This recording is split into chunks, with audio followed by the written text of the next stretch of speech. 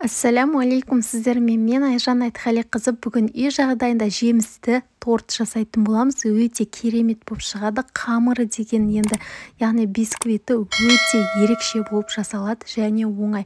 Бізге қажетті заттар үйдегі қарапайым, сол ұн, қант, жұмыртқа, сүт, сұйық май, қамыр қопсытқыш және құлпынайтын тосабы қосылады.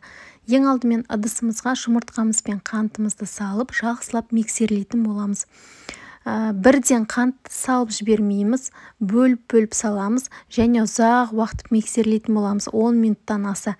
Өздері ең соңында белгілі болады, аппақ болып ағарады. Міне осындай миксердің күші жетпей солай қоюланады.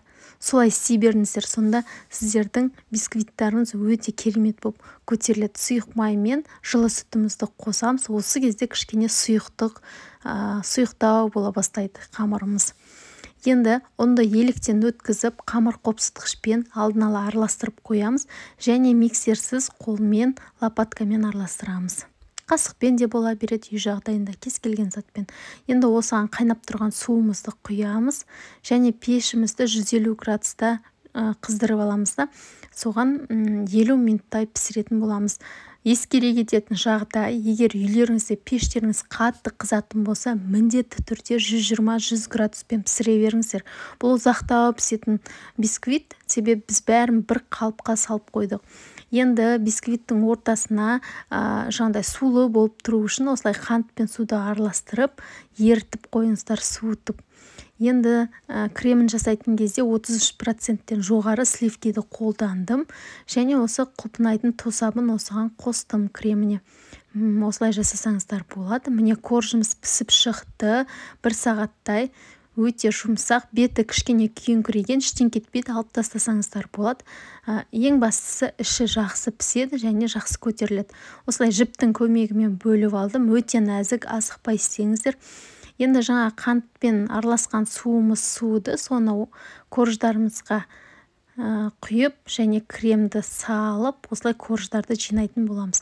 Бұл бисквитпен кез келген нәрсені жасауға болады. Басқа да торт жасасаңыздар болады.